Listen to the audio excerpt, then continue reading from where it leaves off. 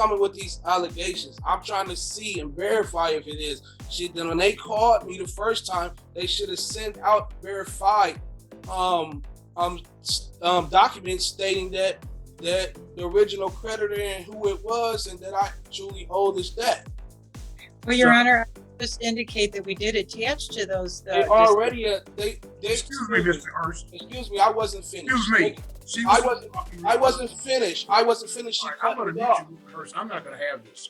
Your Honor, she cut I'm me not off. going to have this. This is not a clown show. Oh my goodness. One at a time.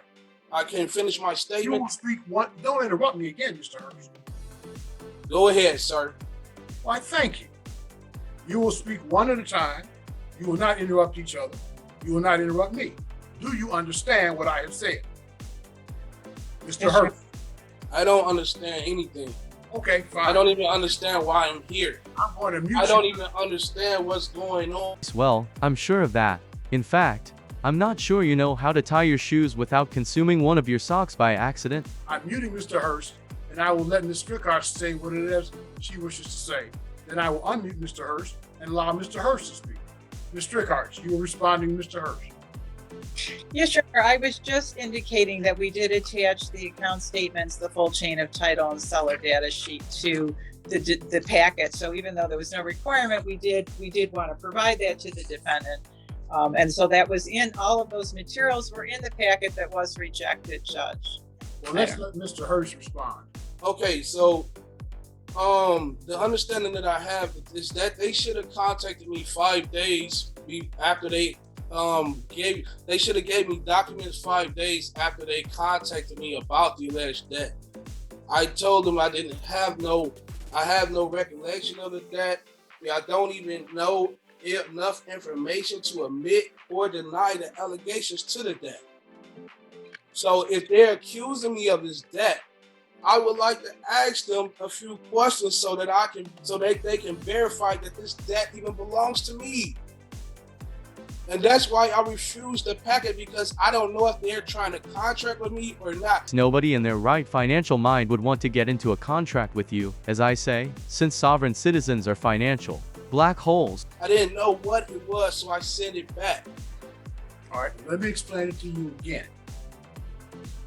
Whatever political views you have, I had no understanding that they were sending me these things. They didn't even tell me that they was going to send me. In the last court date, did they say, or did she say, we're going to send you something? sir, I opened written discovery. That allows you to serve written discovery. That allows her to serve written discovery. And she did so. If you elect not to receive it, then that's on you. That's the risk, and you bear the risk of that. But I would urge you, and let me tell you, as I told you at the beginning, you have an absolute constitutional right to represent yourself, but what you do not have is a right to your own set of court rules. You may not be frustrating the court rules, sir, by refusing to accept mail. If that's the choice you make, then that's the choice you make, and you will have to live with the consequences of that. I would urge you, sir, perhaps you might want to get counsel, because I don't think you understand the process, and I'm not at all sure you understand the consequences of the choices that you are making. However, as I indicated, you have an absolute constitutional right to represent yourself. I would urge you to get counsel. So I'm going to give you another date. And sir, she is going to do what she does to represent her client, and you're going to do what you do. And if the court rules will cut against you, then so be it. Nothing can stop you from eating all the paint chips at the breakfast buffet, especially not Robinson, who will genuinely laugh at your expense by the conclusion of this film. It seems like a fair deal to me, so go ahead and your own life up if you want to. I got a question. They are claiming that this debt belongs to me, but they have to produce all the proof and verify that this debt belongs to me. The plaintiff has the burden of proof, Mr. Hurst. That's right. So she had to produce the proof that this debt belongs to me, right? She has the burden of proof. Okay. Thank you. All right. Judge, I'm sorry, Mr. Rickards? Your Honor, would it be possible for us to receive a motion date for, say, mid-July? Let's give him one more opportunity. Oh, you want me to resend the packet, Judge? I want you to resend the package. And sir, let me urge you as strongly as I can. So receive and open the package. Because if you do not, request for admissions will be deemed to be conclusively admitted. The lawsuit, as a practical matter, will be over. Do you understand what I have said to you? Yeah, I understand. Do you, I got a question. Should they have sent me something before they send me this package since the last court date? Sir, to verify that? Sir, they're not required. If you think you need some information, you have the right to seek discovery too. But you can't tell them how to litigate their case. Okay, so she's gonna send me a packet and I'm gonna send her back a packet as well, right? No, you're gonna do what you choose to do. She's gonna send you again those requests for admissions. Well, you said the Don't interrupt me again. We had this conversation before here. Sorry. We had this conversation before. Go ahead. As a courtesy to you, she's going to send you the request for admissions one more time. You will either accept the package or you will not. You will answer and serve the request for admissions in accord with the Michigan court rules, or you will not. And then if you do not, then those things will be deemed to be conclusively admitted. If you choose to send written requests for discovery, you have a right to do that too.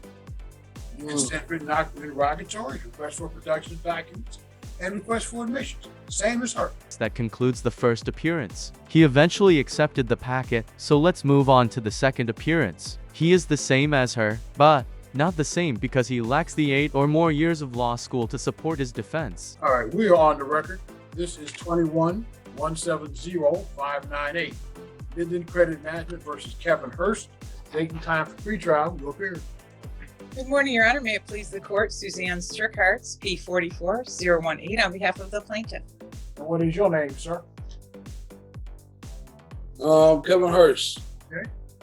All right. I do hereby reserve all of my rights, waiving none, not to be compelled to perform under any contract or commercial agreement that I did not intentionally, knowingly, voluntarily, or intentionally. I do not accept the liability of any compelled benefit or unrevealed contract or commercial agreement without prejudice. Yes, he's going to serve. And then some now for the fun part, which I've been hinting at throughout the entire film. When I say fun, I mean fun for the judge. Hate with the side of dumb salad next. Is there anything else you want to say, Mr. Hurst? That's it.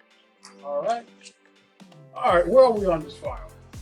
Judge, discovery's been completed. Motion for summary has been filed. We are looking for the court to assign a date. Okay. Let's get you guys a date. Mr. Hurst, you have the motion for summary disposition filed on behalf of the plaintiff.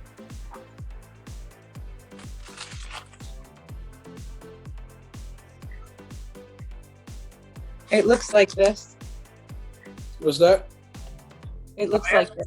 I'm asking Yeah. you first if you received the motion for summary disposition filed by the plaintiff. Do I have it? Yes, sir. Yes. Okay. So let's set you a date for hearing and we'll move on. Does July 26th at 10 o'clock, does that work for everybody? Yep. Yes, Your Honor. Okay. July 26th at 10 o'clock, we will hear the plaintiff's motion for summary disposition. Sir, if you wish to file and serve an answer to that motion for summary disposition, you must do so within the terms provided in the Michigan court rules. You'll hear the motion July 26th at 10 o'clock. Again, sir, if you want to file an answer, be sure to serve both the court and the counsel for the other side. All right, the court has had an opportunity to review the pleadings here. I was particularly interested in the request for admissions that was served by the defendant. Request for admission number 3. Does the plaintiff admit and have proof that the allegations against the respondent are true and accurate, with all documentation being verified, signature and sealed? These were admitted. Does number 4, does the plaintiff admit and or have proof that the statute of limitations has not expired to collect on his alleged debt? Plaintiff admitted that. Does the plaintiff admit number 6 and have proof that the respondent had a meeting of the minds with Credit One Bank pursuant to the contract agreement in respect to full disclosure, and that said contract contains no elements of fraud by Credit One Bank. Plaintiff admits that. In number 7, does the plaintiff admit and have proof that Midland Credit Management purchased this contract from the original creditor and is now the new owner of the alleged contract and of the said debt that is owed? Plaintiff admitted that. So what we have is an admissions by our defendant of the validity of the contract, admission by a defendant that Midland Creditor is a proper party plaintiff. And then we have in request for admission number 8, does plaintiff admit and have proof that Credit One Bank did loan their credit to respondent and that the respondent is only obligated to pay back in money to Midland Credit Management? Plaintiff admitted that too. I also note for the record that having reviewed the brief answer to plaintiff's motion for summary disposition, first of all, contrary to court rule, is not supported by an affidavit. 2.116G4 says that when a motion for summary disposition under C10 has been filed and served, the opposing party here would be the defendant, may not rely upon his pleadings, but must, by affidavit or as otherwise provided in this rule, demonstrate the existence of general issue of material fact. Again, I note for the record, no affidavit was submitted here. I think it's fair to say that the pleading filed by the defendant is somewhat obtuse.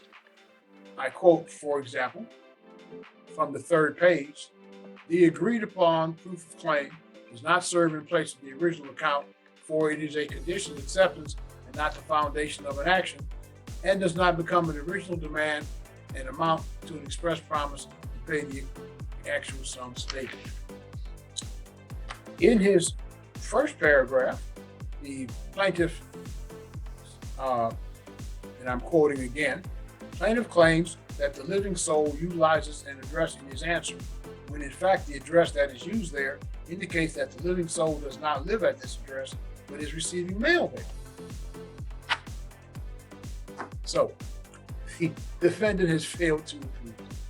He's failed to support his brief answer to plaintiff's motion for summary disposition by affidavit as required by the court. The court has had an opportunity to review the pleadings filed on behalf of the plaintiff in this matter, and I'm satisfied. There's no genuine issue of material fact in this matter. Summary disposition is granted in favor of the plaintiff. If you'd be kind enough to send me your judgment under the 7-day rule, I'd appreciate it. That's the end of the video, guys. If you enjoyed it, please leave a like. If not, please leave a dislike. Don't forget to subscribe with notifications enabled so you don't miss any of my content. And once again, thank you to Hims for sponsoring this video. I literally watched that part 10 times with the biggest smile on my face, and it just kept getting bigger.